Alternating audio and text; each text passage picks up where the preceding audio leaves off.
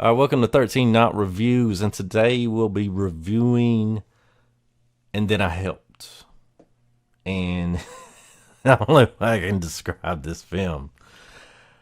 Is like a gore fest acid trip visual masterpiece. I mean, I was completely enthralled in the film. Like, I don't know how to explain it, man.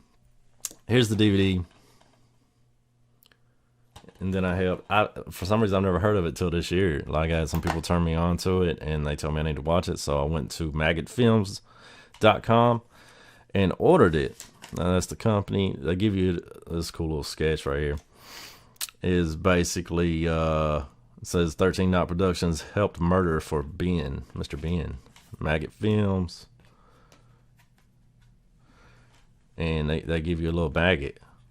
So go with it.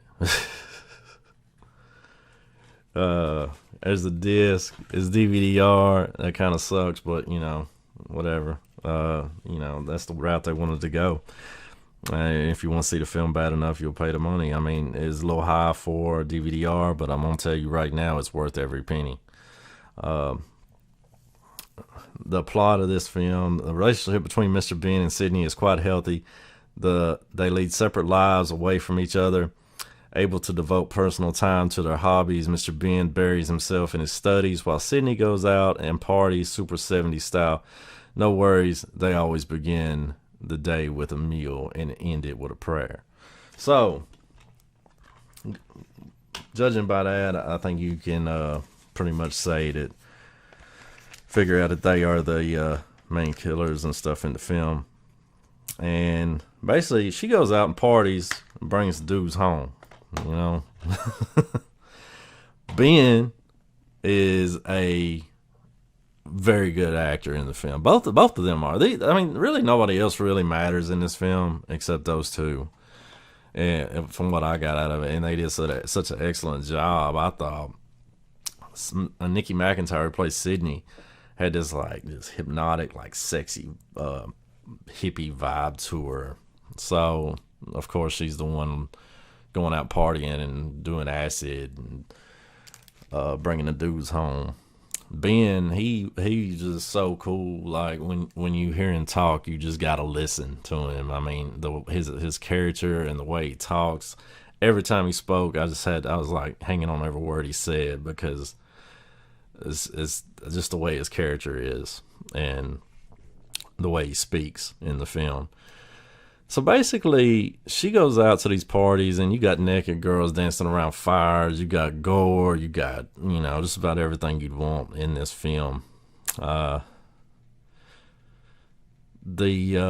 out to the parties. There was a cool character at one of the parties named Chester, I think. He was a very interesting character. He's the one out there trying to fuck all the girls and stuff at the party.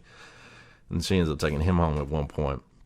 The kills are not as great as you would think they would be, the way I'm talking, but I guess it's what happens after the kills, and what they do to the bodies where you get the gore and stuff. The film puts me in the mind of a mashup of different films, but it still has its own style to it. But it puts you in the mind of like Motel Hell, Natural Born Killers, kind of a Devil's Rejects. But I only say that because it's like 70s style, and then at times the Sydney girl kind of reminds me of Baby a little bit. And Manson Family.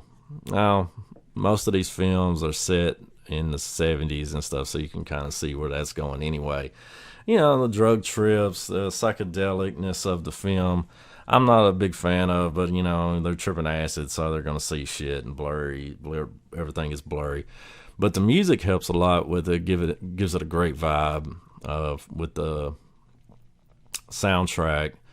The dude walking through the woods singing the song that they're actually playing on the soundtrack, that was kind of cool. Singing along with it, even though there's no music there. So where he's at. So that was a cool effect, I thought, that they gave the film. Now, everything's building up to the end. So when Ben's talking to her, and it's almost like he's talking in code where we can't understand it, which is fine because it's building up to something. You know, now you're ready for this part. It's kind of like a satanic ritual, like test levels that she's having to go through to get to the main thing, main part of the test. And it's like, okay, you're ready for this, and now you're ready for that. And she goes through each thing, but you're still not knowing what's going on. And then at the end, it was like, wow, what the fuck was that? And I still am kind of blown away by the ending of it. I was like, damn, that's some trippy shit right there. But you need to check it out. I'm gonna put the link in the bottom. Go buy it. Maggotfilms.com, I believe. Don't disappoint me and don't go buy this. Better go buy it. But anyway, I appreciate y'all hanging with me. Y'all come back and hang again sometime.